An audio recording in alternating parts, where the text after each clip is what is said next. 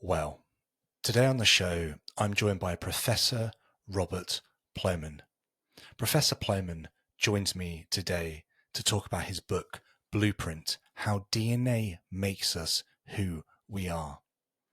Behavioural genetics is a massive subject, and I wanted to invite Professor Plomin on today to discuss some of the nuances and facets that he raises within his book Blueprint, because in reality, these findings within the genetic landscape have a massive influence on the philosophical outworkings of the society in the future that we as humanity have. It's a huge subject, and if today's conversation excites you and interests you, I'd recommend very much that you pick up Blueprint by Professor Plomin and dive further in. If it's your first time checking out the channel, I'd ask you to hit the subscribe button, and then if you're on YouTube or Rumble, select the bell notification icon. That's going to remind you whenever we release a video here for the show. If you wouldn't mind giving this video a thumbs up and then sharing it with your friends, your family, your followers, we grow because you take the time to share our content. We don't market, we don't do ads. We have honest conversations, and the hope is that those who listen to them enjoy them enough to share them with someone else. Anyway, enough of that. I hope you enjoyed this conversation on behavioural genetics with Professor Robert Plomin. Enjoy.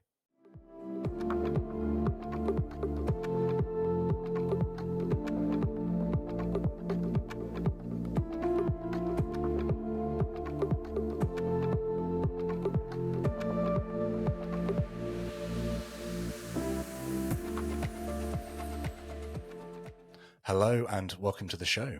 My name's Samuel, and today I'm joined by Professor Robert Plomin. Professor Plomin, it's great to have you on the show.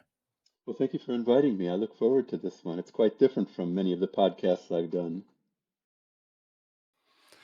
It's going to be exciting. I think your book, Blueprint, How DNA Makes Us Who We Are, has been very, it's caused many waves within the psychological landscape. But I think many of the things that you discover in that book bleed into other fields such as philosophy. Mm. And I actually kind of wanted to pick your brain on philosophy before we dive into the book Blueprint. I guess I'd love to kind of hear how and if you think kind of psychology and philosophy kind of interlink in any sort of way. Well, that's so interesting because when I was an undergraduate at DePaul University in Chicago, I was a philosophy major. And then Right. DePaul, for some reason, was chock full of phenomenologists. And I got in trouble all the time by saying, in general, in philosophy classes, well, this guy says that, and this guy says that, and how do you know who's right? Is it just the guy who argues best? And I kept trying to come up with ways of testing it. Well, if this guy's right, then this ought to follow. And I came to the realization, I mean, I'm sure you won't agree with this. I hope you don't agree with this, that if you can test it, it's no longer philosophy. And so I asked, what is it? And I was told it's psychology. And I said, well, great. Because the general questions that philosophers ask about the mind and how we experience and perceive things interest me greatly. But for some reason, I was born an empiricist. I want to study tractable problems, which means you can't study everything. But I just like knowing I've got ways of solving these problems. So I quit being a philosopher. One night hearing about, I think for the third time, this guy going on about eidetic reduction of desk. You know, this is deskness. And I said, I'm out of here. Oh, that's gold. That is gold. And then obviously you kind of moved into behavioral genetics, and you've had a long and varied career in this space. But I'd love to kind of hear what it was that kind of sparked an interest in behavioral genetics for you, and what made you then go on to spend the rest of your life exploring this space. Well, I've often thought about that, and I ask people why they're doing what they're doing. Like we could ask you, why are you doing what you're doing? And you can tell a story after the fact. But actually, in my research, I've come to feel that life is much more about chance than choice. There's a lot of sliding door moments where things went this way or that way. So there's many for me, but the most important one probably was I grew up inner city Chicago. No one went to university. and I got a scholarship to go to university. I worked full time while I went to university, being a good inner city boy, and I thought it was quite a good scam. They were giving me a scholarship, and I was also working full time. And then my advisor asked, have I thought about graduate school? And I honestly didn't know what graduate school was. I'd never heard of it. I thought, well, I'm going to graduate. What do you mean graduate school? And so he explained it to me, helped me fill out applications. And then I got a letter in January from the University of Texas at Austin. And they just said, we'll pay you money and it won't cost you anything. So I said, great. I'm on my way because it was a good psychology department. But where the chance comes in, it was the only place in the world that had a program in behavioral genetics. So that's a major bit of chance. But the other side of it is that it was one of the compulsory courses they used to do back then. I don't know if they still do it in America, called core courses. So the idea was you come into graduate school in psychology, maybe you were a psychology undergraduate, doesn't matter. They assume you know nothing, and you take courses in all the major areas of psychology. And at Texas, and only at Texas, was one of those core courses in behavioral genetics. And it was taught by some of the founders of the field. I can explain why they happened to get all six of the behavioral geneticists in the world at the University of Texas at Austin. But the important thing, the point I want to make, is that there were at least 40 students in that class. And when I heard this stuff about the power of genetics, it floored me because, like other psychology students, you never heard the word genetics back then. This is in the early 1970s. Everything was environmental, including like schizophrenia. So it completely floored me. And maybe a bit of orneriness, but saying, how could I not have been told about this, So it really turned me on. I knew that's what I wanted to do. And yet, 39 other students hearing the same thing, none of them went on into behavioral genetics. So that must have, it was definitely chance that I went to Texas.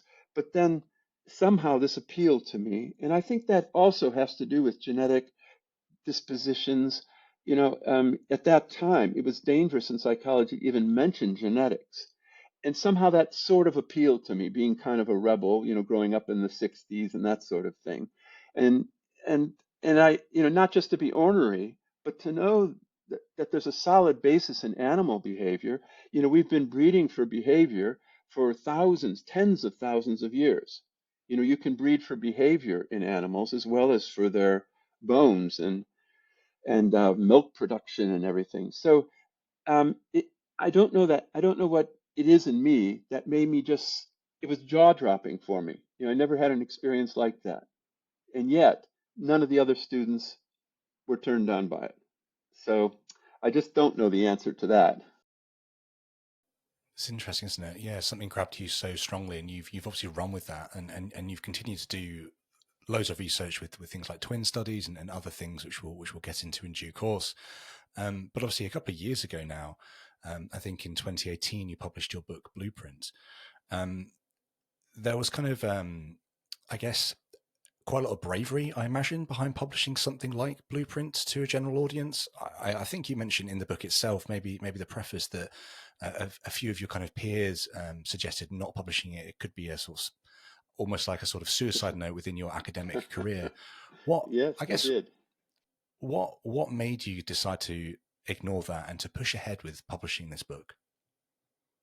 Right. Well, I've done research for over 50 years in the field, and the amount of data from twin and adoption studies showing that genetics isn't just a significant factor, it's the most important factor. It accounts for 50% of the variance of the differences between people in weight and cognitive ability, in everything. So I just knew it was very important. And then in the 90s, the DNA revolution came along, and we were beginning to identify some of the specific DNA differences responsible for these inherited differences in behavior. And I knew that was going to be big. And when I wrote the book in 2017, it was just all happening. The first of these large, we call them genome-wide association studies, was done in 2007. So it was 10 years later. There were a number of these studies being done. They were all yielding positive, replicable, sorts of results. So it felt to me like that was the time to do it. And I think that was proved right. And as I say in the preface to my book, or actually, the paperback has an afterword. And in the afterword, I talk about reactions to the book. And despite being quite worried about the reaction to the book, it actually got great reviews, except for one or two. And I talked to probably 50 public groups, about the book, and there really was no hostility.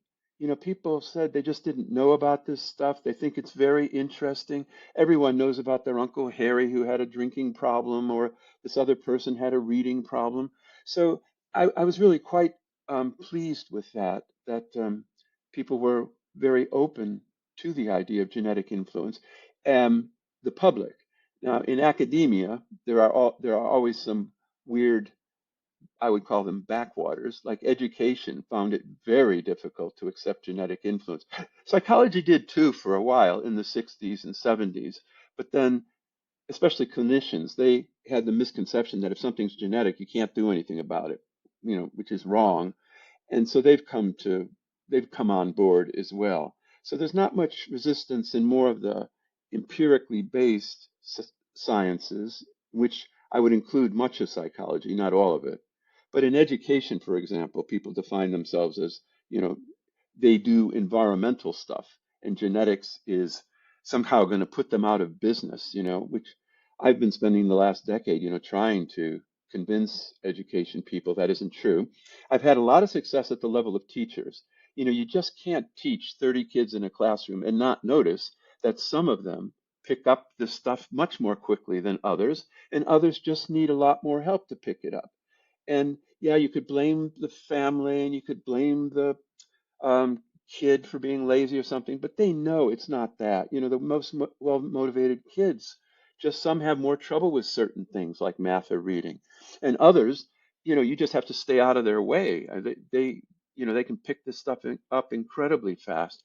So I'm still hopeful for education, but just before I talk to you, I was reading a report from one of these foundations here, a draft report, the Nuffield Foundation, and they're doing yet another report on sort of, I would say, the dangers of genomics for education. Bringing up all the old um, tropes, I would say, about, oh, you can't measure these things properly, or you can actually measure them better than anything, and you're not predicting all of the variants, so they're not perfect predictors. But what is? We make big decisions about kids in England based on free school meals. And that's the resources that go to schools based on the kids' performance. Well, DNA can predict better than preschool meals. And with all the problems that people raise, like labeling or discrimination, I mean, free school meals is like wearing a badge saying, I'm poor, So I'm not saying that's good, but it's just we make very important decisions based on predictors that can cause labeling problems and that are far from perfect predictors. I mean, in all of science, there's no perfect, nothing predicts anything perfectly. And genetics accounts for 50% of the variance. That means it doesn't account for 50% of the variance. We'll never predict all of the variance because it's only 50% heritable. So sorry to go off on that, but I'm just primed for it, having gone through this report. As you get older, it's just such deja vu. You've heard this stuff over and over again. It's very hard to get motivated to tell people again. And also, I don't feel like I have to proselytize. I think eventually, if you take a long view, data will speak. And sometimes I think proselytizing, or at least me proselytizing, gets people's backs up. And I think they actually become more resistant. You see that in a lot, don't you, in the culture wars or whatever, that it's easy to be counterproductive when you're trying to talk to people about a lot of these issues. Well, sorry to go off on that one, but I was teed off because of this report I was just reading. Yeah, not at all. It's fascinating. I mean, we're going to dive into a lot of this as well, and sort of kind of classic historical views and kind of where we are today, and where we see the road going to. So you kind of mentioned heritability a few times. It's obviously a crucial topic within this within your whole book, but right at the start, you kind of dive into what heritability is, how we kind of research it, how we calculate it, and what it can tell us about the genetic influences of individuals. Would you mind just kind of, I guess, giving us the bird's eye view of kind of Hmm. what this term means? No, it's very good you raised that because heritability is fundamental, as you say, yet it's one of the most misunderstood concepts in biology, I would say. And people understand it at the level, if you say, is hair color inherited, heritable? And most people would say, yeah, it is. Is height heritable? Most people would say yes. And that's what we mean, that there are DNA differences that you inherit from your parents that make a difference in these behaviors. And in the 1970s, we didn't think anything was heritable. But now, on the basis of twin and adoption studies and now DNA studies, we know that everything is significantly and often substantially heritable. On average, across hundreds of psychological traits, the average heritability is 50%, meaning that half of the differences between people can be ascribed to their inherited DNA differences. And using DNA, we can begin to predict those differences. But what it doesn't mean is that if it's heritable, it's immutable. That's one mistake people make, which leads to a fatalism. It's not at all the case. It's just saying, on average, in this population, with this population's mix of genetic and environmental differences, here's the proportion of differences that can be ascribed to inherited DNA differences. If you change the environments, you go to a different culture, you could get different results. It's a descriptive statistic. It's not a constant like the speed of light. So that's one mistake people make. And the other is best described as saying we need to be concerned that we're talking about the normal range of behavior that we can study. You can never generalize beyond the samples you study. And although we work hard to get representative samples, when we're studying kids' development, you can bet that parents who are severely abusing or neglecting their kids are not participating in our studies. So we're talking about what is in a population rather than what could be. You know, so you could imagine, even for a highly heritable trait like height, which is maybe 90% heritable, you could alter kids' height. You just don't feed them properly, and that will definitely alter their height. But you can also alter their height genetically. There are mutations that will cause stunted growth. But, although you have to be aware of those exceptions at the extremes, it's not nothing to know about 98% of the population and to just ask, to what extent are inherited DNA differences important? And the answer is very. You kind of mentioned right at the start as well that we've been kind of breeding things like kind of behavioral characteristics in dogs for many, many years, tens of thousands of years. And we also kind of recognize now today that kind of there is this ability to kind of recognize genetics influencing psychological traits. I guess it'd be kind of interesting to kind of understand when people began to actually seriously take this as true and begin to research it, because that might feed into this tale that you're talking about earlier on when you were reading this paper of people kind of bringing up the same old tropes. Is it because that we haven't been doing this for that long and those old tropes are so embedded due to how long they've been going for? And actually, it's just going to take time for us to work all this out, taking the long view, as you said. So I guess Mm, it'd be good just to put it on the map. When did yep, researchers such as yourself begin to really realize that psychological traits were heritable? When did that begin to happen? right. Well, in the mid 1800s, there are two worlds of genetics: molecular genetics, which deals with DNA and how genes work, and then there's what we call quantitative genetics, which is twin and adoption studies, or in animals, you can do selection studies or inbred strain studies. But that began, both of those began in the mid 1800s. Molecular genetics with the famous Mendel experiments with the pea plant. And he was studying single gene mutations in 7 characteristics of pea plants. And a single gene is one that's necessary and sufficient for the development of the disorder. So there are, maybe some people say, 7,000 single gene disorders in humans. And they're necessary and sufficient in the sense that Huntington's disease is a mutation on the tip of chromosome 4. That's what killed Woody Guthrie, and then because it's dominant, his son, Arlo Guthrie, has a 50% chance of having that mutation. And so it's necessary and sufficient in the sense that if you have that mutation, you will die from Huntington's. It's hardwired. It doesn't matter what exercises you do or how you eat. It will kill you unless something else kills you first. And it's uh, necessary in that you don't get Huntington's disease, this neurodegenerative wasting in midlife that ends in death.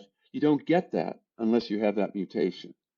So necessary and sufficient. And that's sort of our problem when you turn to quantitative genetics, which because people think of genetics in that hardwired deterministic way.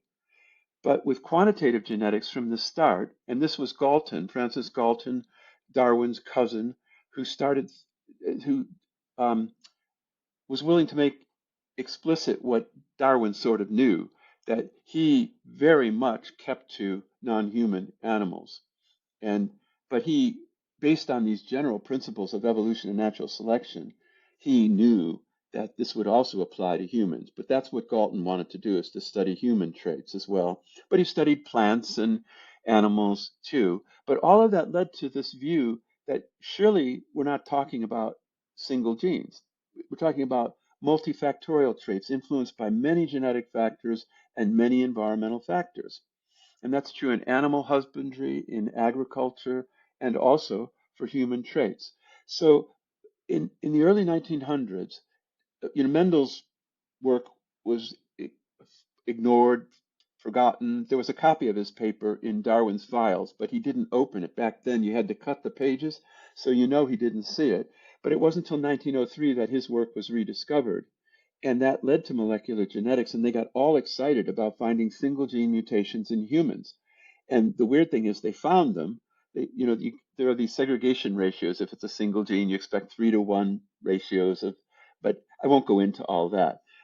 But the quantitative geneticists, the Galtonians, as they were sometimes called back then, said, well, this Mendel stuff must be something peculiar in pea plants because we don't ever see that in humans. All traits in humans are quantitatively distributed.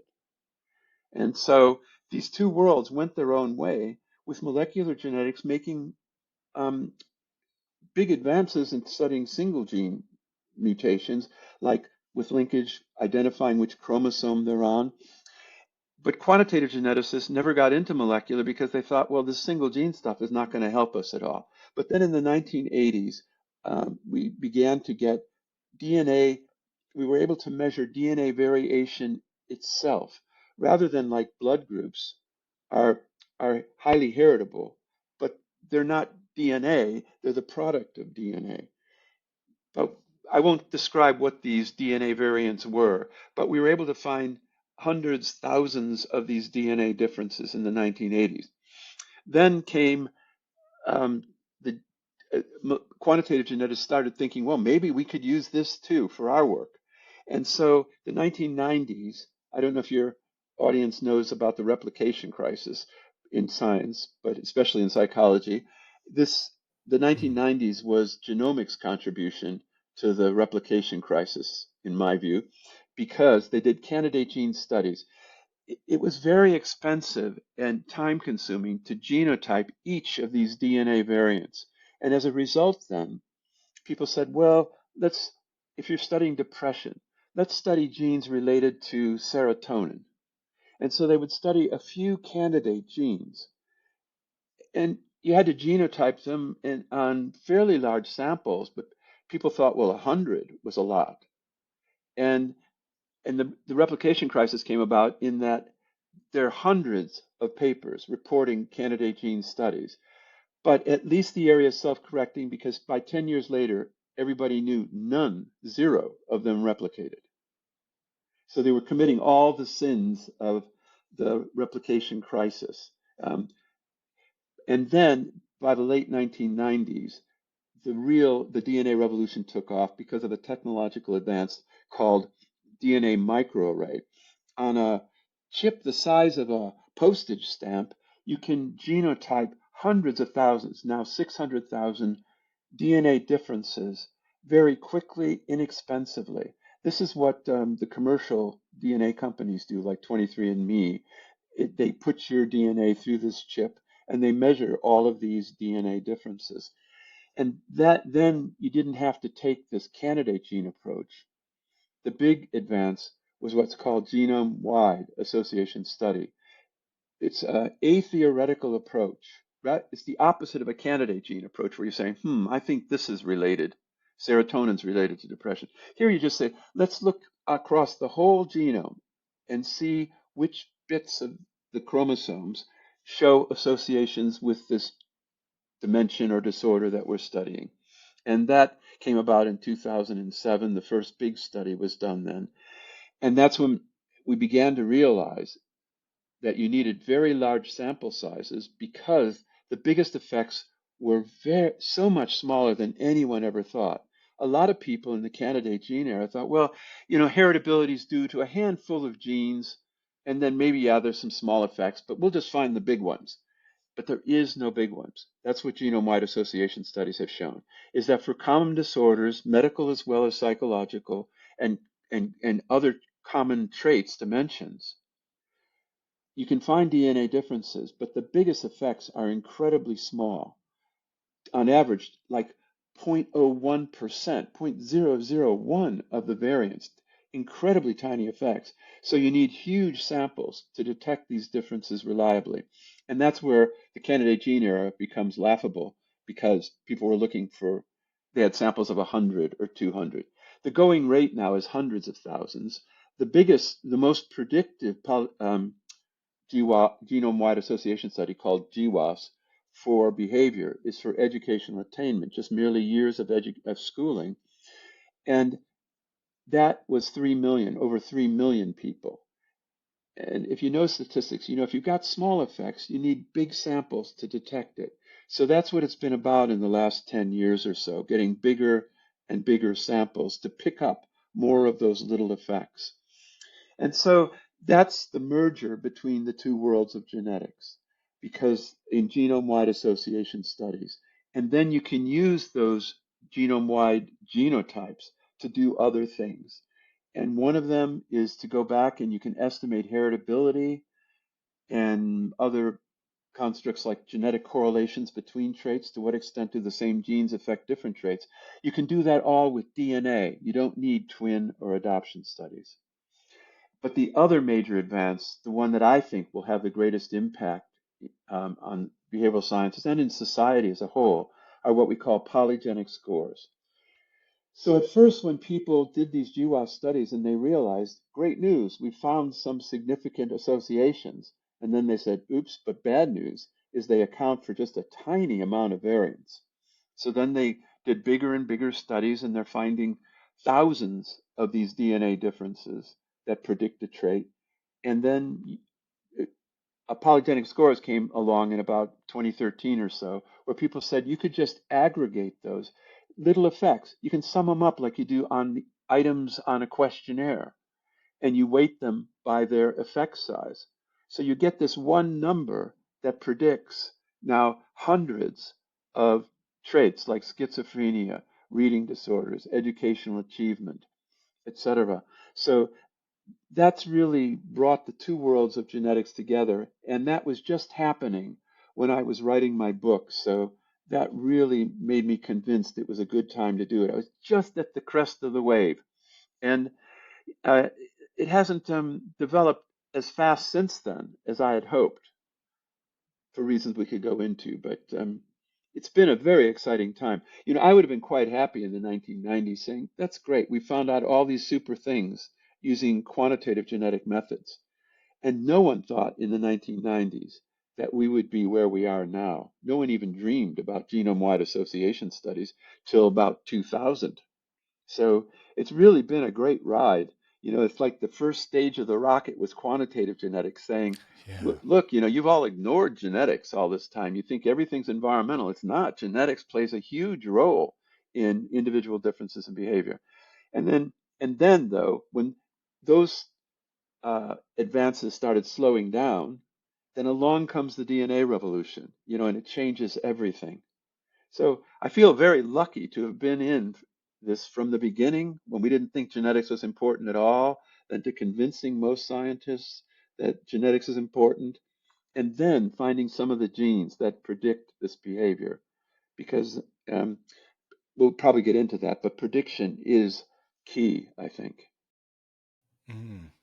Yeah, absolutely. I think there's sort of a piece here that I think we should plug in, which I think will help the listener and viewer to understand the significance of this more, which is if they were to take a swab of the inside of their mouth and then send it off to one of these research facilities, um, could you help us understand the sort of numbers that are associated with what they're passing on? How many, like their sort of basically their genome? What, because I think many people kind of view genes as that, we have a few maybe, and they do Uh, in like very important things, but actually the sheer scale of what's within us begins to help us also kind of move on to the sort of next question, which is understanding psychological problems as being on a spectrum rather than within fixed categories. So I don't know if you want to kind of pull those two together for us. Great. No, that's a great question. Yeah, I won't. Um, the second half of my book, Blueprint, is about the DNA revolution, and it starts with a chapter on the basics of DNA. So I'll just mention the highlights here. For anyone who thinks there's just a few genes, there's 3 billion base pairs of DNA. And the amazing thing is, you begin life with half of those 3 billion base pairs are on 23 pairs of chromosomes. And one chromosome comes from your mother and one from your father. So what's amazing to me is that the DNA in that single cell with which you began life is the same DNA in the trillions of cells in your body.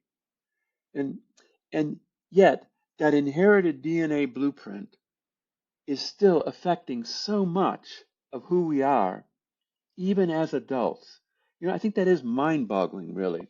So we're currently on these DNA microarrays I mentioned. We're genotyping about 500,000 of these most common variants, and from that, you can impute using DNA bases another few million DNA differences. But where this is going now is not to use a DNA microarray, but just just to sequence all 3 billion base pairs of DNA. So the human genome sequence came about in the early 2000s, where you actually say what are the 3 billion base pairs, which ones are on chromosome 19, for example. And what's cool about, like, they've just begun a project in the UK trying to get 5 million people. This is called Our Future Health. 5 million people where they're going to sequence all the DNA, all 3 billion base pairs, because that's the end of the story. There's nothing more that you inherit than that from a DNA point of view. So that will be a huge boon to research, because right now we're just looking at the common variants, which is what you'd want to do if you were going to manufacture one of these DNA microarrays and you actually construct these probes to measure each of these hundreds of thousands of DNA differences. You're going to use common ones because otherwise they're not relevant. If usually they're like at least 5% frequent, the DNA difference, So it's said that 99% of those 3 billion base pairs are the same for all of us, for you and me. So we're only talking about the 1% that differ, but that's millions. And so um, you use the common variants because otherwise, if you study one that's only 0.1% of the variance, then is only 0.1% incidence in people, then you study 1,000 people and you only get one person with that variant. So you could never use that in to identify associations. But with DNA variation sequencing, we're able to get all of the DNA, and as I say, that's all she wrote in terms of our genetic history. So that's an exciting advance. Yeah, Let's and see, where did I you mean, want to go with this? You said I should tie this in with. yeah. A great example would be I have a certificate in my safe downstairs which tells me that I'm dyslexic, and you kind of talk about sort of I guess fixed categories within Oh your yes, book, and how it's more important to view things on a yeah, yeah, spectrum, and how basically the sort of sheer quantity of variability within our genes begins to accumulate and build up. So it's not like there's one gene for dyslexia. There's Yeah. multiple genes that could all be affected that could cause me to struggle with reading, for example. So I'd love you just to really hammer home the difference between a spectrum and a fixed category. Yeah, I'm really glad you brought that up because that ties together this Mendelian approach with single genes and the quantitative genetic approach, which from the start recognized that there are many. We're not looking for a handful of genes, we're looking for many genes. And this has become apparent with these polygenic scores because they're always normally distributed. So the polygenic score that predicts schizophrenia, it isn't like um, at all bimodal. It's a completely normal distribution. It sort of has to be, from the central limit theorem of probability. You've got it's like flipping a coin, and you flip a coin 100 times, and you'll get a normal distribution of heads and tails. If you count the number of times you flip the coin, well, that's what you're doing. You're flipping alleles, forms of the gene, of the variants of the gene. So these polygenic scores are always completely normally distributed, and that means that from a genetic point of view, we're not talking about schizophrenia, yes or no. We're talking about the number of these polygenic risk indicators you have. How many genes do you have? Are you very high in risk? And and none of this, all of this is still probabilistic. When you shift from a single gene approach to a polygenic approach where there are many genes affecting a trait, you go conceptually, it's a very big jump because you go from hardwired deterministic single gene influences to completely probabilistic propensities. And that's really hard for people to get their head around, but it's incredibly important because that means we're not dealing with hardwired deterministic, fatalistic sorts of risks. Yeah, so the upshot of that then is to say that although, say in psychiatry, they follow the medical model to diagnose disorders, like you said, reading disability. And the way you make it sound more medical is you give it a Latin or Greek name. It's not reading disability, it's dyslexia. Your kid doesn't have problems with math. They have dyscalculia, as if they have this disorder. But I think that medical model is holding back psychiatric research a lot because you're trying to divide the world into two groups. Those cases who have the disorder, who actually have the disorder, and controls who don't have the disorder. But if it's all quantitative, that means a lot of people you call controls have a score that's very high, and then a lot of the people you call cases are overlapping, and but worse, I think it it fosters this view. I sometimes call it the visitor at the zoo idea that we're there's us normal people, and then there's those schizophrenics or those dyslexic people. And I have a paper that's called "Common Disorders Are the Quantitative Extreme of Normal Dimensions of Genetic and Environmental Influence." And I really believe it. I do not believe there are disorders. I don't believe autism exists. I don't believe schizophrenia exists. There are problems, lots of behavioral problems. And there are people at the extremes. And yeah, that's important to know. But what do we gain by pretending there's an etiologically distinct disorder? Because that's what the medical model is about. People die from cholera in the 1800s, and you say, well, what causes that?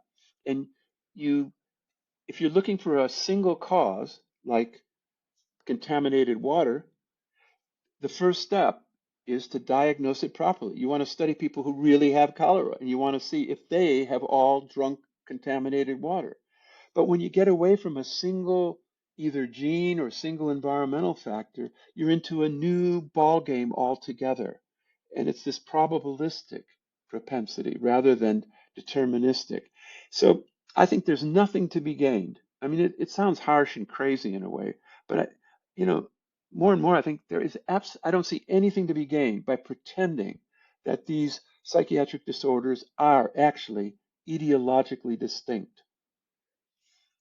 And I think it helps get rid of some of the stigma as well when you realize it's not those schizophrenics and us normal people. We all have thousands of DNA differences that might put us at greater risk for schizophrenia, some more than others. But it's all a matter of, it's not a matter of either or, it's a matter of more or less. And I know, having talked to public groups, I know that's hard to get across to people, and I don't know how to underline it, but the chapter is called The Abnormal is Normal, if that helps people as a bumper sticker to hang on to the construct.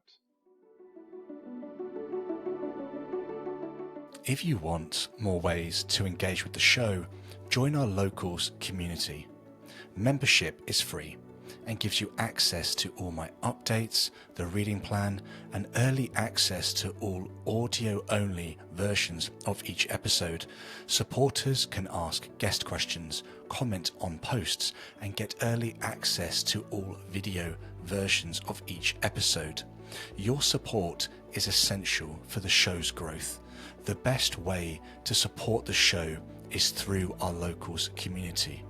You can also contribute via YouTube Super Thanks, PayPal, Substack, and even Bitcoin.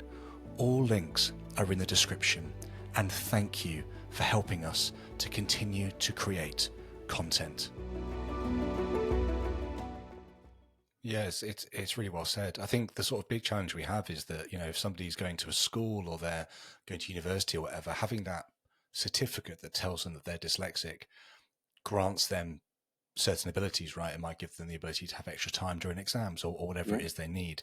And I guess it's kind of it's very difficult for educational facilities to begin to see that it's on a spectrum, and to be able to begin to try and understand, well, if somebody's here or there, how do we begin to, I guess, accommodate their needs? So people like to be labeled, right? I They kind of do come like from to a be labeled. sort of world of Like the mother will yeah. say, now, actually, I had a 45-year-old friend call me up a few months ago saying, God, their sort of life has been solved. They've been diagnosed as ADHD. So now they understand why things have gone so badly for them in life. If only he had been diagnosed early, everything would have been okay. So I didn't have the heart to tell him I don't believe there is such a thing. There are people who have attentional problems. It's a normal distribution. Some people have better attention than others. It depends on the context. You take ADHD kids, and I would have been ADHD if they had the diagnosis back when I was in school. It's like you know that kids with ADHD, if they're really keen on something, like you get them into a computer game or something like that, there's no distracting them. They don't have an attentional problem. They have a boredom problem maybe.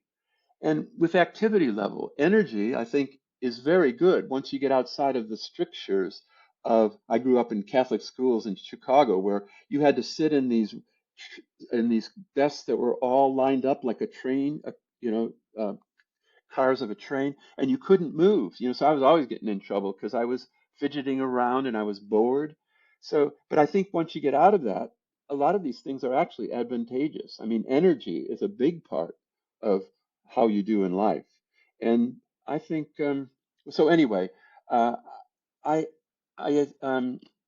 this guy who felt all his problems were solved by having this label, I hear what you're saying that people do want these labels. On the other hand, a lot of people are concerned about these labels, but I just think at some point, for most people, truth has to have something to do with it. And you don't want your life to, you don't want to think that the fundamental thing about your life is this diagnosis. And if it's based on just, nothing, it's just a falsehood. And also, the other thing about schools, Yeah. what's really happening now? You can buy one of your certificates for your kid. There's a big Wow. push on for that. You could just Google this and you will find places where they say, oh, you think your kid has ADHD or reading problems? Bring them in. We'll test them you know, and for the right amount of money, you'll have a certificate. So the number of kids with these certificates is just going way up. So it's actually creating more of a problem for schools because the ones who really need the help then are less likely to get it. So there aren't solutions, I guess, just alternatives. But it's not an open and shut case, I think, anyway. Mm. No, I agree, and I think it kind of feeds into that tale that we were mentioning right at the start from that paper you were reading, which is, say today that I'm playing out on the street with my kids, throwing a ball around, and then I find out that one of the kids down the street has just been diagnosed with autism. It shouldn't be a case like, oh, well, that explains kind of like social whatever or X, Y, and Z. We should actually be approaching every human being as being a varied individual who's going to have some Exactly right. strengths and some weaknesses, as we all do. And we shouldn't require labels or badges to be placed on people to help us then think, oh, well, that makes sense of them now. But they were always who they were. It's just Exactly something right. switched in our brain. That switch Exactly needs to right. happen sooner rather than later. I couldn't agree more. Okay, so we basically have all these genetic differences. It's based on a spectrum. 50% depending on our psychological abilities or traits. Obviously, there's another 50% which people point to things like environment, things like maybe family upbringing, etc. Is Hmm. it fair to say that the other 50% is in that space? And if it's not, where do we find this other 50%? Right. Another very good question. And I think genetics provides the best evidence we have for the importance of the environment. Because if genetics accounts for 50% of the variance, that means it doesn't account for 50% of the variance. And you could more properly call that non-genetic, but people routinely call it environmental. Now, they think about the environment in the sense of nurture, that is, systematic effects of the family environment. From Freud onwards, Freud thought that all psychopathology was due to the way your mother treated you in the first few years of life. A completely environmental sort of explanation. But I think this genetic research, quantitative genetic research, has made probably at least as important discoveries about the environment. And there's two big ones that are described in chapters in my book.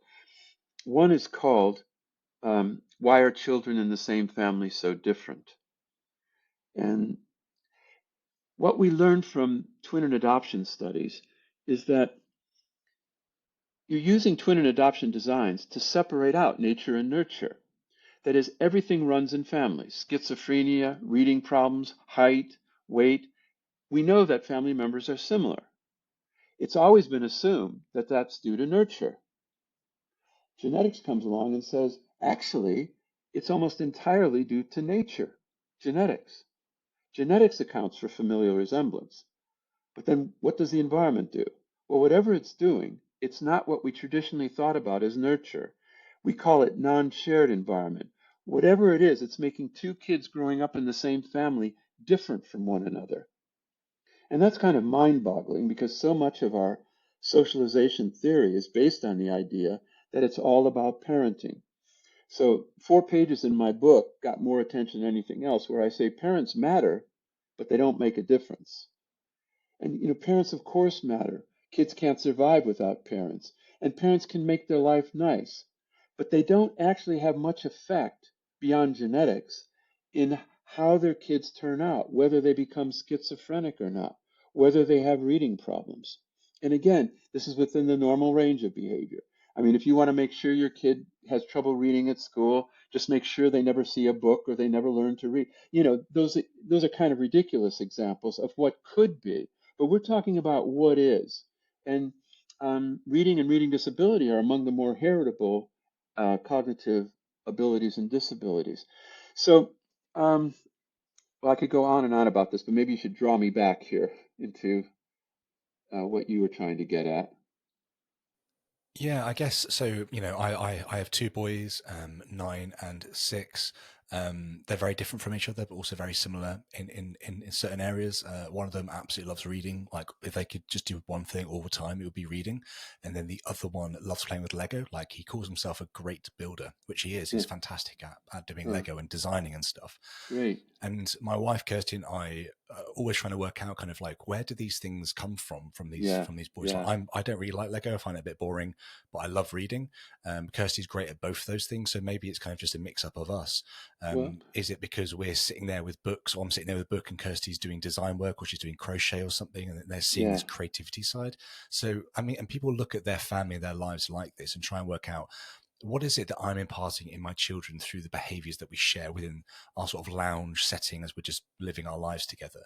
Great. But what you're saying is those sorts of things aren't necessarily what's making the child wants to read or wants to play with Lego. So I think it'd be really helpful just to dive into kind of Yep. what percentage is genes? Is it really 50%? What percentage is us on nurture?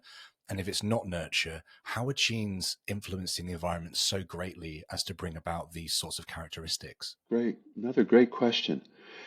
And I like it too that these are questions that I don't often get when I do these sorts of interviews. So thank you for thinking so much about this.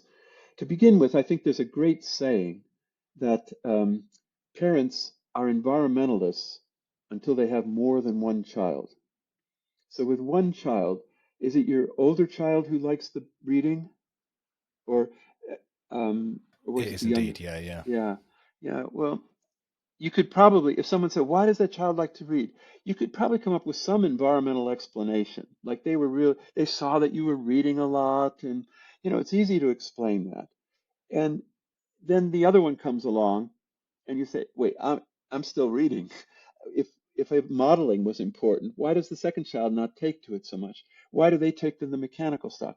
And so people often note that, with the first child, you can explain anything environmentally, but then you have another child and they're very different.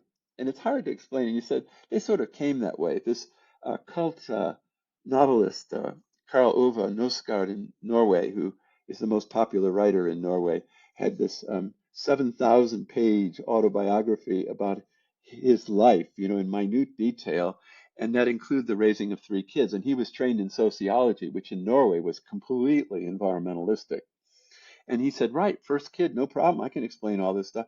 Then the second child, third child, he had three kids that are about as different as any three kids could be. And the thing about it is genetics predicts differences. Your children are 50% related to each other, 50% related to you, but that means they're not 50% related. They're genetically different. And I think that's a very important message for parents to get. And the other thing you said about, um, well, what I would say is, as a parent, when I say parents matter, but they don't make a difference, I think if you, there are people in your audience who still think kids are a blob of clay that you mold to be what you want them to be, they really should read the book, Blueprint, because they're not. You're in for a world of hurt if you think you're going to make your child be what you want them to be. Far better, far more humane is to find out what your child likes to do and encourage them and help them do what they like to do rather than making them be what you want them to be, because it's not going to work, for one, and it could actually be counterproductive for your relationship. You do things for them because you love them and you want life to be nice for them.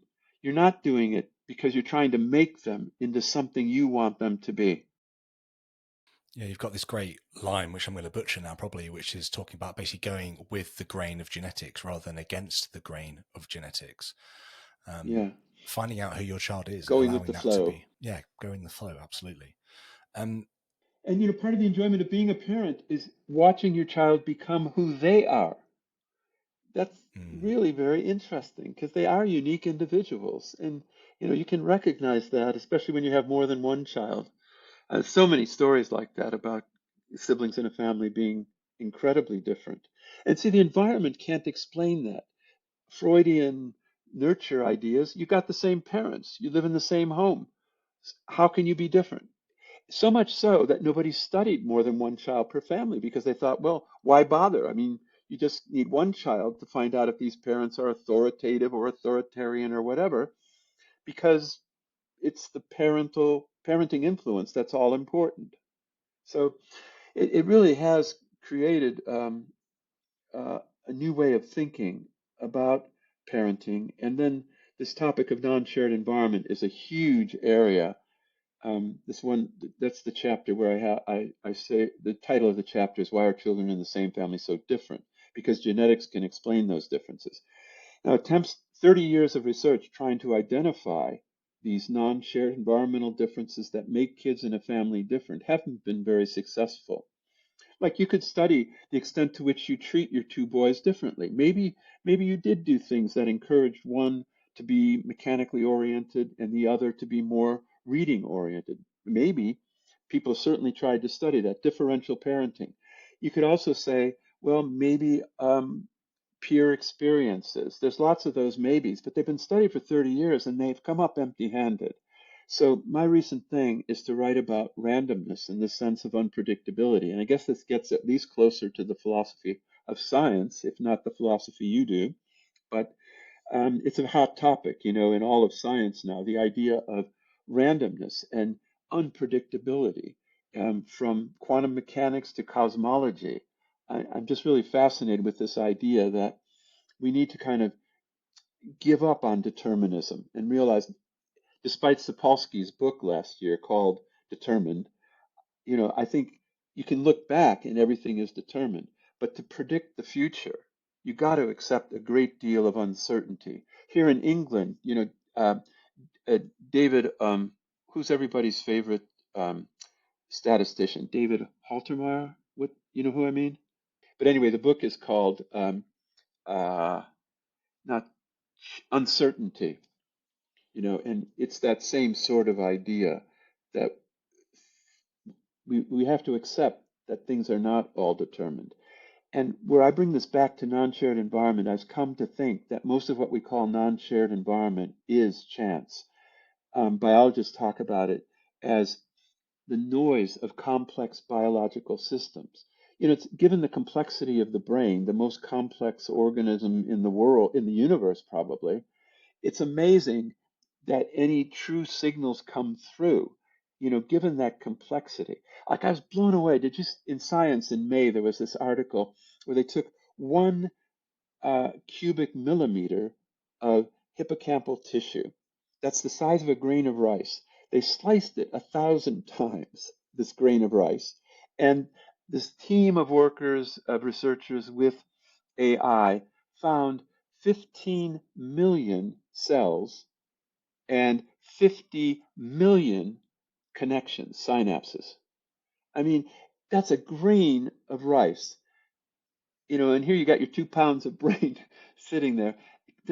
I think a lot of what we think about as neuroscience is like, but people will look back and find it laughable, to think, okay, this leads to that, and you damage this bit of the brain, and this is what happens. And especially as a geneticist, because if there are thousands of these DNA differences, they don't just have one-to-one wiring effects. They each affect many different things. So I think it's going to be a lot more complicated than neuroscience has considered up to now. So anyway, I just find it uh, useful to think about randomness in the sense of unpredictability, and where do we go from that? Is it just a dead end?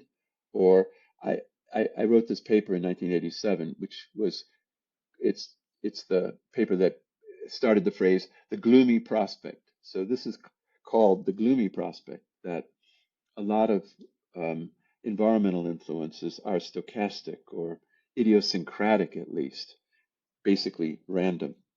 So that's one of these big environmental topics. And can I just mention the other about the environment? Yeah, sure. Yeah, that's a chapter called The Nature of Nurture. And another amazing finding is that of the hundreds of so-called environmental measures in psychology, on average, they show about 25% heritability. And the reason for that is that in psychology, we think we're measuring the environment out there that's imposed on us passively. But what do we measure? Like the most widely used environmental measure, say, is life events, which includes things like financial disruptions, losing your job, getting into conflicts with people. This is not the environment out there, like an experimenter shocking a rat in the cage. This is stuff that this is how we experience our environment. We interact with our environment, and that's where the genetics comes in.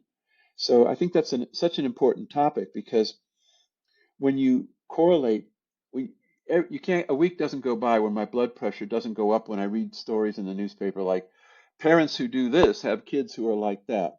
And those are correlations. And when you say, as is true, that Parents who read a lot to their kids have kids who read better when they go to school. You almost can't stop yourself from thinking, well, that's causal. You know, the parents reading to kids cause their kids to be better readers, even though we all know correlation does not imply causation. And any correlation between X and Y can be due to X causing Y causing X, or a third factor causing both. And that third factor becomes important when you realize parents and children are 50% related genetically, so that there could be a almost direct genetic cause of that correlation. Parents who read a lot have kids who like to read, whatever that involves neurologically. So these two environmental findings that came out of genetic research, and they wouldn't have come out of environmental research because they ignored genetics. And the first is this non-shared environment, and the second is the nature of nurture. I think something that's really interesting as well is, I mean, I kind of want to touch on free will in a moment, but it's the sort of idea that I guess individuals are almost self-selecting or shaping their environment. Mhm. Um, so my kids, they enjoy playing kind of sports if they're at school playing sports, or they've got kind of PE day or whatever it is that they're getting on with. They'll enjoy it. But if they had the choice, they'd much rather sit on the Switch or build with Lego or read or these sorts of things instead. We just started doing guitar lessons for them, and they're kind of beginning, I think, to enjoy that. But I'm really interested to see kind of if they pick that up and own it, or if Yes, it's us that's yes, going to be trying to encourage them to do that. yes, I'd love to kind of understand a little bit more about yeah, how their genes and my genes almost help us to self-select for our environment. yes. Well, when I mentioned the second finding, the nature of nurture, genetic influence on environmental measures, I gave the example of life events and said it's not the environment out there, it's how we use our environment. And this is the quantitative genetic notion of gene environment correlation. And just as you said, we, we select, modify, and even create environments correlated with our genetic propensities. And that's especially true in this age of Spotify and all the computer online resources that kids have. So if you've ever met musically gifted kids or say mathematically gifted kids, they just think mathematics. They tell jokes in mathematics. They hang out with other kids who talk mathematics. And so they're clearly going to develop more of those mathematical skills. Maybe if we hung out with those same kids, we'd also pick up more math, but there's a difference, between this virtuous cycle. You like to do what you're good at, and you get better at it because you do it more. As you'll probably see with your kid with the mechanical sort of orientation. And I know I have six grandchildren. And I thought the purpose of grandchildren was to let me read to them, because I read a lot. And only one of them likes it. With the others, it'd almost be abuse if I made them sit there and read. I said, "You're the grandchild, I'm going to read to you," but they'd rather be kicking a ball around. So I think more and more that even that parents, when they're doing a good job, are responding to genetic differences in their kids. So their kid is in a way creating an environment correlated with their genetic propensities. But what I was saying before is I think parents can capitalize on that notion of GE correlation by finding out what their kids like to do, what they're good at, and helping them do it. So I think that idea of gene environment correlation is very important. The idea of selecting environments, modifying environments, and creating environments. Like a musically gifted kid, you almost can't stop them these days from getting into music. I mean, even in the old days, they could still hum, they could still listen to the radio or hang out with other kids who like music. But nowadays, with online resources, the sky's the limit for their development and songwriting and all aspects of musical development. So we've kind of talked about the probabilistic nature of genetic influences, and we've also kind of mentioned this idea that kind of it's random, almost kind of how things pan out, and obviously that kind of means that kind of events kind of occur without necessarily kind of hard, predictable causes. Like that begins to kind of bring in causality. So kind of a lot of people listening to this might go, okay, so we're saying that determinism isn't true, but at the same time, the sort of classic notion of something like free will, where I get to decide that I'm going to become a great golfer. I hate golf, and I would never I will never become a great golfer because of that reason. But Yes. I'd like to kind of get your take on this notion of free will. Obviously, determinism isn't correct from what we've just said. It sounds like it's probability and randomness coinciding to begin to, and then we discover who we are and we play on these. I don't know what are your thoughts within this space. Well, my thought is to avoid talking about free will. I mean, Fair it's play. just such a rabbit hole. And Yeah. I've tried to follow Sam Harris, and he really doesn't believe there's anything such as free will, and also Robert Sapolsky and several other people I respect. And I've really tried to get it, but that quickly brings me back to my philosophy days, where I just don't get it, and I don't see how you can prove one thing or another empirically. And I'm not saying the only important things in life are things that you can study that are tractable for empirical investigation, but I've given up on free will. Maybe you could enlighten me as to where the interface would be between those issues you raised of genetics being probabilistic, the environment being random. I don't even see where free will comes in there, but I mean, it's orthogonal to those issues, isn't it? Yeah, yeah, well, yeah, absolutely. Yeah, I guess people kind of these days seem to begin to say that free will requires moral responsibility. So it kind of comes down to us as individual agents who are going to be causing actions or events to take place which have moral implications. So we become moral agents from that sort of causation. And you could still obviously be a moral agent if it's down to randomness and probability. I'm a big fan of Sam Harris as well, but I do think he kind of misses a lot of the philosophical um, lecture notes that are kind of currently being spoken about when it comes to free will. But he's a very clever guy as well, so maybe he's just aware of them, but just doesn't want to address them at this time. Um, let's bring the conversation back in then to talk about nature and nurture. I was kind of reading your book, and at the same time, I was on YouTube, and somebody was telling me that within Japan there is a sort of either people are either obese or overweight, and that's under 10%. Within the UK, that's just under 30%, and then within the US, that's just under 50%. And when somebody says something like this, that certain populations across the globe, Japan, the UK, and America, these percentages are so wildly different. Surely it has to be down to the nature. Sorry, the nurture rather than the nature. The environment is causing these changes, these challenges to human diet and human appetite and human, I guess, body fat percentages.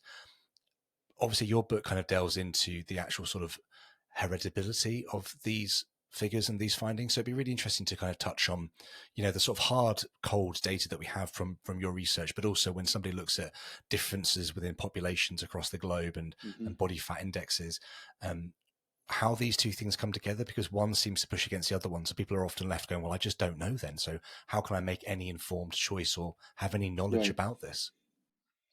Well, in the afterword to Blueprint, one of the section headings is called group differences. And people, um, one of the criticisms I received from academics is I don't talk about group differences. Now, the first point to make is I tried to emphasize that heritability is talking about individual differences in a particular population with a particular mix of genetic and environmental influences. And I said it's a descriptive statistic. So if you look at another population, you could get a different result because it's a good descriptive statistic, just like means and variances are descriptive statistics. It turns out that weight is heritable in most of the populations that have been studied, maybe more, maybe less in some, but it is heritable in all those populations. And of course, populations differ in terms of body mass index or weight. What I say in the book is that the causes of average differences between groups are not necessarily related to the causes of individual differences within groups. So that within a population, genetic differences could make a big difference. But that doesn't mean that genetics is responsible for the average difference between groups. I mean, very often you can point to an environmental factor, but the second thing I say about group differences, the reason I don't study them is there's no good way to um, disentangle nature and nurture hypotheses in as causes of the average difference between groups. Whereas we have very powerful approaches to studying individual differences within a population. And then the third reason I give, excuse for not studying group differences, is I don't have to study everything. And we know that group differences are very explosive. And my feeling is they often don't account for much variance. We make a big deal about an average difference. Like in the UK, PISA results, our European OECD tested achievement across, and we're always saying, oh God, UK kids are just in the middle of the distribution, and those Finnish and Swedish kids are always at the top. So what are we doing wrong? No one asks, how much variance do you explain? You can have a mean difference that's tiny, that explains no variance just because you have a big sample. So one of the examples I often give is um, girls are supposedly better at verbal and ability, and boys are better at math. You hear that, but if you ask how much of the variance does it explain, the answer is 1%. It's just if you have a big sample, you can see this mean difference that's significant statistically, but it's not significant in any social way. If you draw the distribution of, say, math or verbal ability for boys and girls, you need a very fine pen to discriminate the two distributions. In other words, if all you know about a kid is if they're a boy or a girl, you don't know anything at all about their verbal or math ability. So this is the idea of not just saying something's significantly different. You've always got to ask, what's the effect size? That's how much variance does it explain? Because you want to study things that have a big effect. And that's where genetics comes to the fore, because in psychology, we rarely explain 5% of the variance of anything. And here we're not talking about 5% or 15%, but 50%, fully half of the variance. This is way off the scale of anything else we ever find in the behavioral sciences. So yeah, I'm glad you raised that point. That's another good one. You do get an award for asking the best questions, Samuel. If you're looking for more ways to enjoy our content, check out the YouTube channel for full-length videos or explore our Rumble channel for an alternative video platform. You can also listen to the podcast in your favourite feed. And while you're there, please leave a positive and written review. It helps others to find the show. Lastly, you can read all my essays over on Substack, and by signing up, each new installment will be delivered straight to your inbox. All links are in the description, and thank you for following along. I'm trying. I'm definitely trying. We've spoken about kind of selecting, self-selecting within environments, and we've spoken about parenting quite a lot. I've got some very, very clever friends. They're putting their children through something called the 11 plus, and I'll just kind of spell it out for those who aren't in the UK. Rob, I'm aware that you'll know what this is, but the 11 plus is an exam that pupils sit within the UK. It kind of enables them to get into certain kind of higher functioning or higher academic schools. You can also kind of usually pay if they don't pass to get into these schools as well, although some schools only accept children based on the results of the 11 plus. It's free to take an 11 plus, and many parents spend 2 years worth of cramming to get their children to answer questions in the right environment, in the right way, get them used to sort of like, hall examination conditions so they can take these tests to hopefully get into the best schools, because these best schools obviously produce the best Ofsted results, and basically the best results against GCSEs and things like this, which again, Ofsted is a body that kind of accredits schools or gives schools ratings. And then the GCSEs are the exams that students take when they're 16, just to kind of spell it out for those who aren't in the UK. So your point in the book, Robert, was absolutely fantastic when it spoke about kind of why pupils might be getting the sort of scores they are getting when they go to these sorts of schools, based on the self-selection that's going on from the pupil and also the parent. So I would love to throw it back to you to kind of, round that one off for us. Yeah. It's such an important point in the UK, that parents, it's not just getting tutors. People move house to get into the catchment area of a so-called better school. And you can move across the street and pay 15, 20% more for a house because it's in this better school district. So this is a correlation. Kids who go to those better schools get better GCSE results. But that's a correlation. Again, it's you think, well, yeah, but those are better schools. They have more resources and everything. But you have to ask, you know, how much, first of all, about the selection bias, because what I think is happening is that you're selecting the best kids for those schools. And in fact, I know because I have a grandson going to one of those schools now. If you don't continue to get good grades, you're out. So it's all this is it Lockhart that once a predictor becomes a criterion, it's no longer a good predictor. So people are gaming it. You know, like these high stake tests. That first problem you mentioned, you get tutors, you go through exam situations. In a way, it's sort of like cheating, isn't it? I mean, you're getting advantages not about knowledge or anything like that. It's about the test taking. And I know that's the reality, and parents have to do it. I'm not blaming them for it. But what's important is to realize it doesn't make much difference. Even that doesn't make much difference. And we've shown that by showing that, DNA, we can actually predict GCSE scores with DNA better than any other behavioral trait. We can explain 15% of the variance right now today in the UK. And the neat thing about DNA prediction is you can do that at birth. You can do it from very early in life. That's why medicine is totally moving towards predicting and preventing using DNA as the best early warning system we have. Rather than waiting until someone has a heart attack, you can predict it. So we can predict 50%, 60%, say, of the variance. Well, 60% of the variance of GCSE scores is heritable. And today, with DNA alone, we can explain about a third of that, 15% of the total variance we can predict. Now, people say, well, that's only 15%. But people don't realize, because they don't ask the question, how much, what's the effect size of these other things? Like, what's the effect size of school quality ratings as rated by Ofsted? That's you mentioned that's the group that comes out every few years to schools and gives them ratings, and that is the school league table that parents base their plans on because it's correlated. One of the factors in it is how well the kids do in GCSE, but it's all kind of circular. But even accepting all of that, how much of the variance in GCSE scores is explained by these Ofsted ratings of school quality? 50% on DNA? Is it 25%? Nope. Is it 15%? Nope. 10%? Nope. 5%? Nope. 4% of the variance in GCSE scores is determined by the entire range of Ofsted ratings.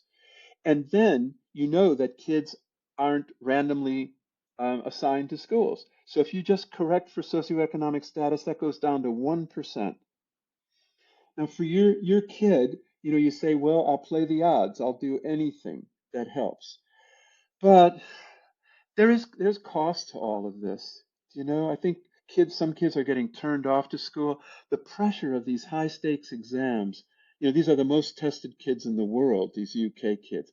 And what is that doing for our educational system? I don't think it's good. And what we need to instill is more of a love of learning rather than test taking. I mean, just to give you one example of what really pisses me off is I have this, one of my granddaughters was, very attractive and she was being courted for modeling and all of that sort of thing, but she really liked science. And she got turned off to science because she had this biology teacher where she would just say, well, my grandfather does the genetics, and the teacher would several times say, don't worry about that, it won't be on the exam. I mean, don't you think a teacher ought to be taken out back and shot if they say that? It says this isn't about learning. This is about playing a game, getting good scores on these tests, and something's got to change there. And I think there are signs that things might be changing, but it, anyway, sorry to get on the soapbox again. No, I absolutely agree. I really struggle. I mean, my eldest is very academic. My youngest is also academic, but just doesn't take to things like reading or writing or maths as instinctively, I guess. And it's really interesting when we go for a parents' evening. They'll kind of say, well, here's our checklist, and we want category 3, which is perfect, to be ticked. Currently, your child is in between categories 1 and 2, depending on various things, whether it be maths, English, etc. So we need to bring them up to category 3. And I'm like, but are they enjoying school? Do they have friends? Are they learning? Like, these are the things that are actually really, really important. But they aren't for them. They Exactly. want to make sure that all the sort of ticks are within section 3. And if they are, then great. The kid could be miserable. They don't care as long as they're getting their ticks, which is infuriating, to say the Yeah, least. I couldn't agree more.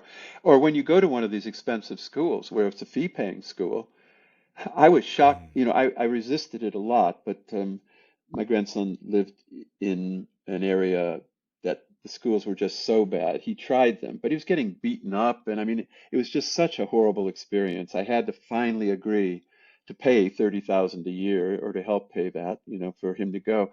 But then I found out, like you were saying, if they don't look good at these parent-teacher conferences, it's sort of on you to get these expensive tutors who will do all this extra work. You think, what are we paying all this money for then?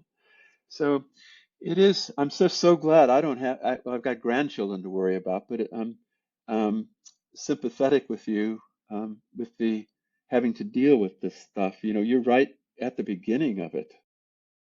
Yeah. Yeah, Well, yeah. good luck. Thank you. No, I appreciate that. I appreciate that. Um, so I want to kind of throw some slightly more philosophical related questions. As you mentioned right at the start, right, philosophy doesn't tend to have answers; it just has more questions. So I'm not trying to get you to answer these questions, but I want you to kind of, I guess, add in sort of behavioral genetics and how that kind of influences the sorts of general topics that these questions kind of come at. So the first one's around sort of fairness and equality, and the idea that, could fairness and equality truly actually exist in a society where genetic differences influence things like intelligence or temperament and even success, as you go into in your book? And how should we kind of ethically navigate these differences? It seems quite a fraught landscape. Right. Well, first of all, policy implications depend on values. But just looking at it from a purely scientific point of view, a behavioral genetic point of view, it has something to say here that if you actually could make education completely equal in terms of opportunities for kids, you get rid of privilege and access to more resources. If you could make it exactly the same for all kids, you won't get rid of differences. The differences that are there will be proportionately more due to genetic differences because you've gotten rid of the environmental differences. So the heritability will go up if you get rid of the environmental differences. So that's quite a shocker for people very often because they're still kind of into an environmentalistic view and say, well, if you make the environment equal, you give everyone equal opportunity, you'll have equal outcomes. But you really won't. I mean, you absolutely will not have equal outcomes if you are magically able to create equal opportunities. So I think that's an important implication of that.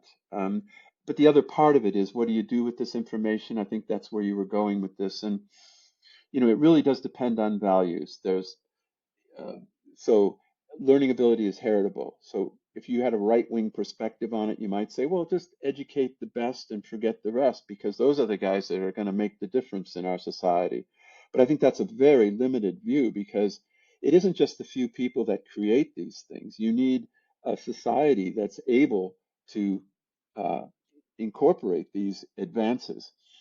The other model is called the Finnish model, where it's the opposite end. You say, pick the kids who need the most help and do whatever it takes to bring them up to minimal levels of literacy and numeracy, without which they can't survive in our increasingly technological society.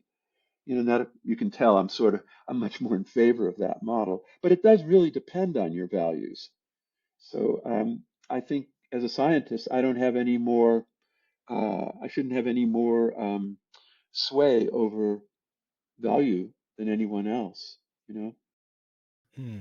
And we want these people to be able to participate in the society we're going to. I mean, I kind of kind of scary to think in the next 500 years, give us, that long, we're going to have advanced technologically significantly to like a crazy amount. And if we're still having to, like, if you kind of imagine that you have to go to school and you've got to cram all the history into you and all the maths and all the science, get it all into your head to be able to participate in the world today, to hold down a job and to be able to balance your books, make sure you can pay your mortgage, all these sorts of things. Like, if we keep adding more and more and more onto people's plates, it's going to become more and more necessary to ensure that those who would struggle have enough of a leg up to be able to participate effectively, and then to kind of keep that kind of coaching and tuition going throughout the rest of their lives. I kind of wonder whether we're kind of even seeing that a little bit now, where certain portions of society are dropping away and falling behind because they're not able to consistently learn and to be kept up to speed. I don't know. It's a really interesting space. Yeah, especially when you throw AI into it. Yeah, yeah, it's huge, I don't huge. know where that's going, except as No, you say, it's going to make it's going to be a different world. It's often said in education that the kids today, like your kids, the jobs they'll get when they get out, even 10, 15 years from now, are jobs that don't exist now. I mean, we've already moved from jobs for life to gig sort of work and freelance sort of work. And I think that's so important, and it's related to what we said before about this test taking stress that kids today have, because we should be teaching them to love learning, because we can't really teach them much in the way of facts that are going to be very useful 15 years from now with AI and all the other developments. We need to give them the sense of how much fun it is to learn. And I think that's going to stand them in much better stead when we realize that the jobs today aren't the jobs they're going to have when they get out of the educational system. yeah, yeah, it's absolutely huge. If jobs at all, there's quite a bit of concern about AI Yeah, taking away that we, as Keynes said 30 years ago or something, that, we surely are going to get to the point where we don't need to all work 5 days a week, at a job. And so then what do we do? hmm. But that's way beyond my pay grade as a geneticist. Yeah, fair play, fair play. For those who are listening to my kind of response to your question earlier on free will, they'll probably understand that I'm about to ask the same question, but slightly differently. So, if much of our personality, if much of our personality is determined by DNA, or at least pushed forwards in a certain DNA framework, how should we begin to think about things like moral responsibility and accountability in human actions? Well, that is another way of asking the free will question, I suppose, but I can talk about it in terms of genetics. In my book, I provide the world's first polygenic score profile, and that was for me. And my highest risk factor from this polygenic score was for obesity. So I'm at the 94th percentile on this polygenic score.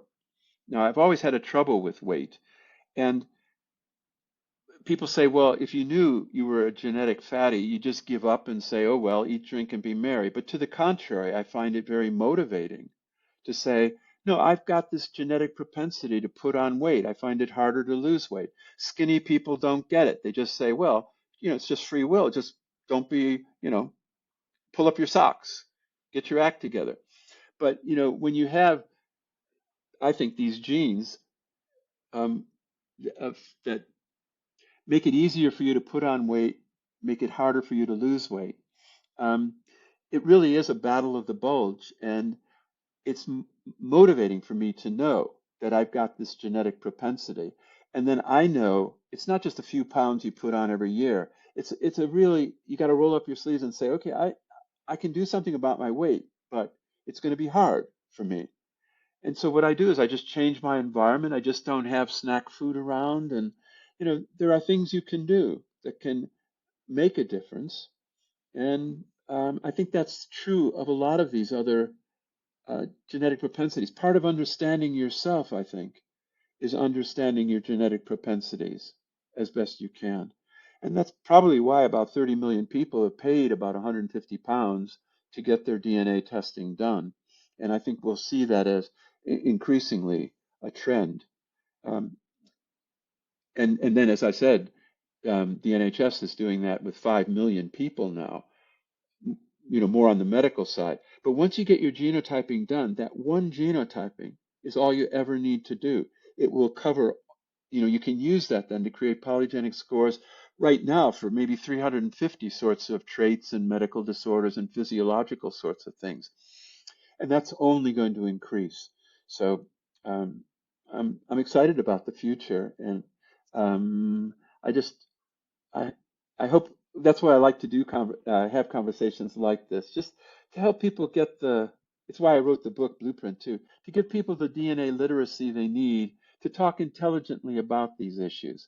And there really are a lot of issues to discuss, such as those you're raising right now, which I'm trying to avoid a bit, you may have noticed. No, absolutely, which is totally fine. I think it's really interesting as well. You talk about the Battle of the Bulge, but obviously, go back a few, even just hundreds of years, but thousands of years if you need to, and that would have been a really useful, beneficial thing to have, the ability to hold and Exactly store right. fat and weight. It would see you through winters. It would help you survive and reproduce and push your genes forward. So it makes complete sense why that's a thing. It's just not helpful in the 21st century. That's where the crux comes in, right? Exactly right. No, that's very well said. Yeah, it does. It was good in a Stone Age brain, but it's detrimental in a fast food world where we're bombarded by food cues all the time, and there's never a problem of, in the uh, Neanderthal days, you didn't know when your next meal was coming along. As you say, it makes great sense to store fat, but now it's definitely a disadvantage when your main problem is not eating so much. Hmm. You've spoken elsewhere about the reality that I think certain dating websites, I think you said this, allow the participants to potentially share DNA scores, or at least they will do in the future. And Right. you've also said that one day you can foresee a world where part of a recruitment process might actually be kind of sharing your DNA results and the findings and the propensities that those suggest that you have as well towards being a successful candidate. Do things like that excite you or scare you? Because when you kind of begin to think about a sort of dystopian future, which is where my mind always goes to rather than a utopia, the idea of having to go for a job and it not just being on the merit of my ability to perform well in an interview and then even maybe a couple of months of trial, but actually based on something that I can't change about myself, terrifies me, if I'm being totally honest with you. So kind of how do you think about Yeah. DNA being used in those situations? Well, this is the movie Gattaca, the 1997 incredibly prescient movie. Gattaca, those are G, A, T's, and C's are the four letters of the DNA code. It's a very clever film, and it was before the human genome sequence was known in 2000. Yet it predicted most of the major issues that have come up. But in each case, maybe they're channeling you, they take a dystopian view of it. So DNA identification is one thing, where if we're worried about facial recognition, try DNA. That's a kind of perfect um, identifier. So Gattaca worries about that in terms of this. I won't go into the story, but it's about someone who wants to be an astronaut, yet he has a heart condition diagnosed with DNA at birth. So he has to fake the DNA. But DNA identification has been hugely advantageous in uh, identifying people who have been dead for a long time, but also in forensics. In the United States, I think it's something like 20 some people have been gotten off of death row after many years in death row because of DNA. So there was a DNA sample of the person who did say committed the murder, and the jury convicted this guy. But now that we have DNA, you can say that DNA is not his DNA. It can't be him. So that's a very positive aspect. And the other things like um, in Gattaca, I really recommend the film, um, is say prenatal testing, or actually testing at birth. And that's another thing the NHS is considering doing now. You heard just last week, instead of testing for 9 single gene mutations, they're testing for 200, but they're doing whole genome sequencing. So it's a bit of a sham because, in a way, they're doing the whole genome, but they're only going to tell people about the 200 genetic mutations where if your child has it, the mutation, it's something you can change. You can make a difference if you get it early. So, that's cool in a way, but there's so much else you could do with that data, and that will happen eventually. So, there's positive aspects to that, like all of medicine now is moving away from waiting till problems occur and then trying to fix them, which we're not very good at. Alcoholism, obesity, even, schizophrenia, heart disease, heart attacks. But if you can use DNA to predict these problems, you can intervene to prevent them. And there are good low tech sorts of solutions to intervening early. So that's the second thing they looked at. And a third thing is in vitro fertilization, which I wanted to go into, where the protagonist was considered they had a name for it, sort of disabled. Is And it invalid, I think? invalid, very good. Yes, that's right. Because he was conceived in the natural way, they said. Well, which at that time meant the back seat of a car. And then with their second child, they did it the right way, which is in vitro fertilization, where they selected the very best embryo. And this and that child did very well and didn't have these problems. Now that sounds awful, designer babies, but when you talk about dating sites, for example, that was another thing they noticed is that there were actually DNA centers that would allow you to uh, find genotype your potential partner. And in that case, it was surreptitious. Just by getting a hair follicle, she was able to get his DNA readout, but it was a fake one in the movie. But that all sounds terrible, DNA dating. And that was a hot website. These websites on, you know, don't just tell me about GOSH, good sense of humor and stuff like that. Let's get some real data here. But those have been closed down by the FDA, as I understand. I haven't looked recently, but I don't think those websites are available now. But I actually think that's the single most important thing that would come out of this sort of work. That if you could do whole genome sequencing of couples as they're going to get married, you could eliminate in one generation most of the single gene mutations because most of them are recessive. So that means many, many more of us are carriers. We have one copy, so we don't show the disorder. You need two copies. And the chance of with say 10,000 of these single gene mutations, we all have several of them. The chances that your prospective partner has the same one is very low, but maybe 1 or 2%. And so, if you could detect those by doing whole genome sequencing, you could tell someone, yeah, you could get married and have kids, but you've got a 25% chance that they're going to have this disorder. And now people don't find out about that until they've had a child. That's the vast majority of people going to in vitro fertilization because then you can select an embryo that doesn't have that mutation. And it raises a lot of ethical issues, but when you do in vitro fertilization, maybe because you're having trouble getting pregnant, you usually have 8 to 12 embryos. And in the past, they just sign and say, oh, that one looks healthier. But now you could genotype those and say, well, let's not take the ones with the genetic mutation. You can only take one. So not to decide is to decide. I think that's a classical philosophical ethical issue that's posed. You are deciding. And so would you not rather take one that doesn't have any of those obvious genetic mutations? So I do think that that is a very important direction here. And I think a lot of young couples would be into this, a few hundred quid, a few hundred pounds to detect any of these. And it doesn't mean you don't get married. It just means that maybe you'd want to do in vitro fertilization, to test for it in an embryo. Or you could adopt, or you could not have kids. More and more young couples aren't having kids, for example. So I think I'm really excited about that as a potential uh, clear gain. I mean, because no one you don't want like Gattaca. It was all about this. totalitarian government forcing all these things on people.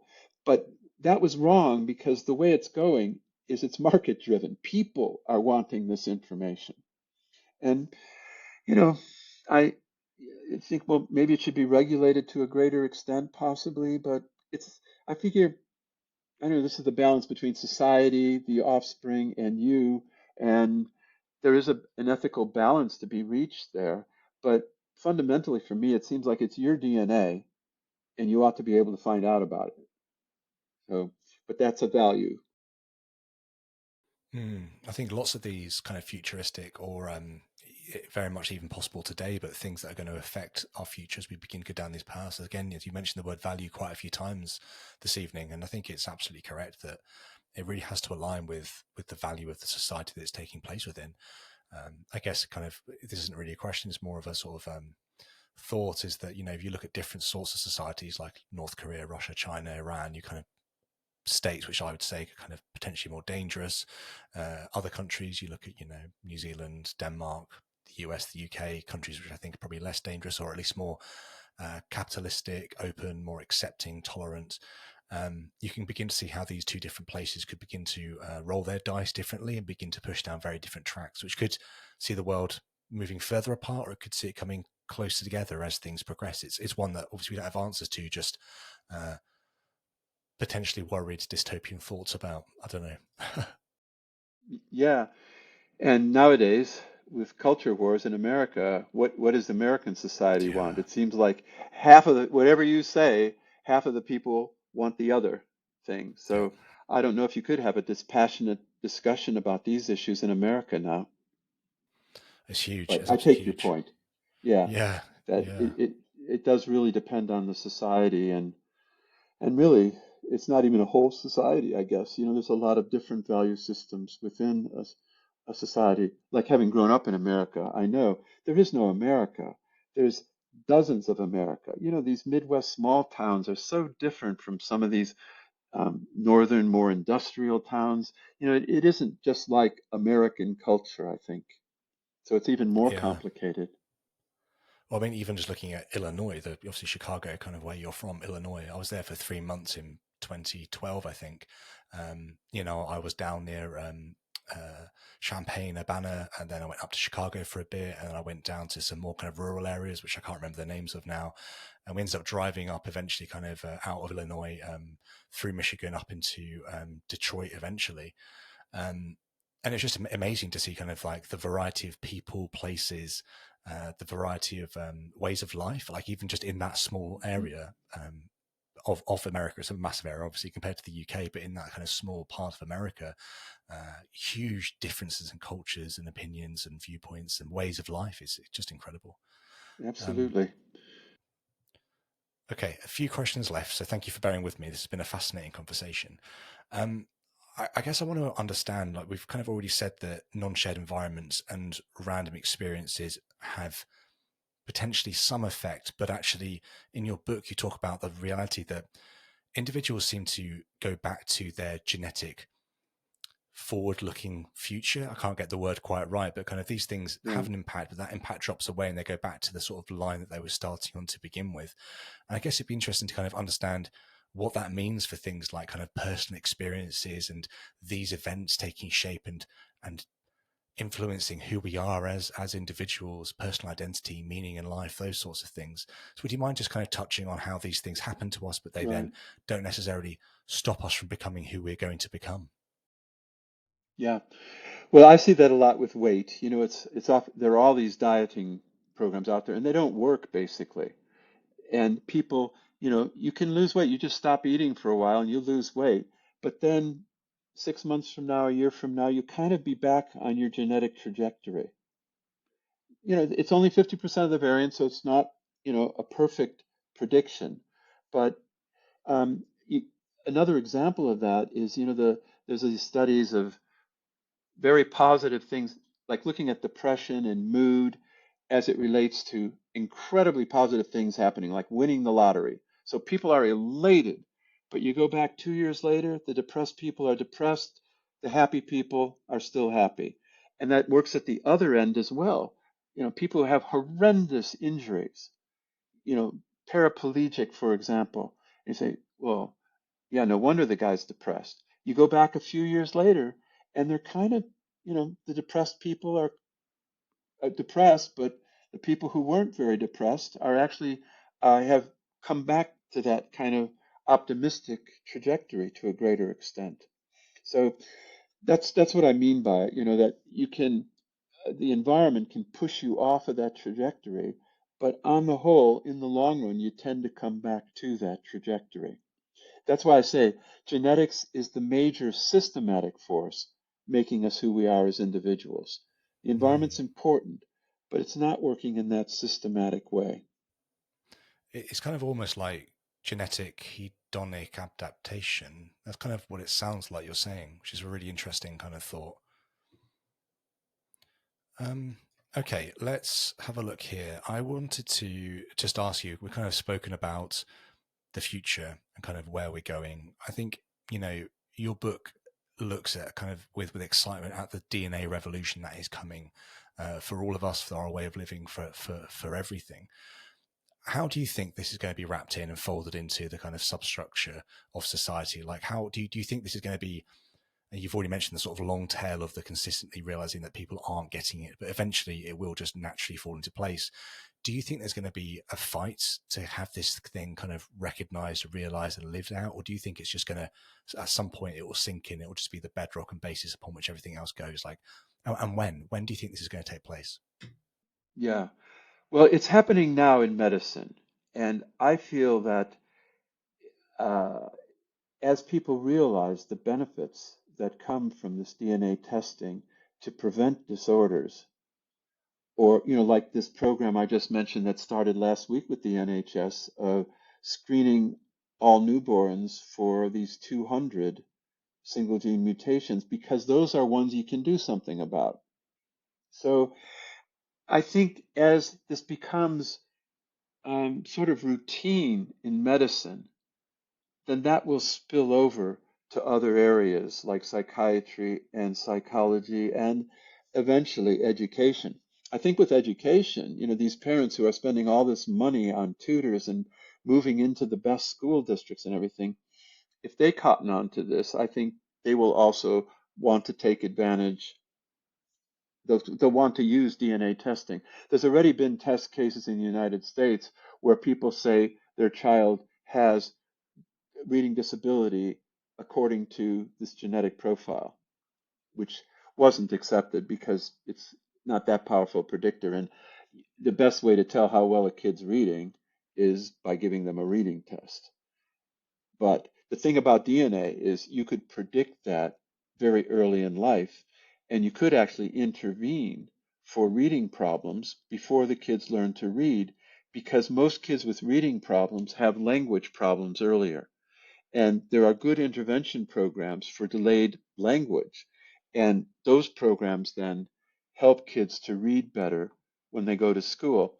And that's prevention is so important because rather than waiting for kids to be labeled as reading disabled, then I don't know if that happened to you, but it usually takes so long and there's a lot of collateral damage at that point. You feel dumb. So I think prediction and prevention has to be the way to go, but it'll be a long, slow slog for education, but it's happening right now for medicine. Amazing. Amazing. Obviously, Professor Plomin, people can pick up your book, Blueprint, How DNA Makes Us Who We Are, but where would you want to point people to find out more about you and more about your work? Yes. Well, I'm easy to find. If you Google Robert Plomin, you'll get um, all the information about me, including my URL at King's College London, where I work. So I'm easy to find, and I have 1,000 publications, so you could read for the rest of your life, probably 12 books. So, so easy to find out more. And I do welcome emails. I don't do social media for reasons we didn't get into, but I find it a cesspit. And I find my life is Mm. much better if I don't get into that. And I can barely keep up with emails, so I don't need any more, social interaction than that. But I do welcome emails from people that have questions about the book or want to. discuss things about it. So, Amazing. very good talking to you, Samuel. I really enjoyed this. These are, as I said, it's not false praise. These are really great questions. I'll look forward Thank you. to going back Yeah, it's over been this interview and copying some of those down. it's been an absolute pleasure speaking with you, Professor Plomin. Thank you so much for your time and obviously for the Great. book. It's fascinating. Such a great topic. Thank you, Samuel. Thanks for checking out this episode. If you enjoyed it and are on YouTube or Rumble, please like, subscribe, and then hit the bell notification icon so you never miss a new episode. And don't forget to check out our community over on Locals. Cheers.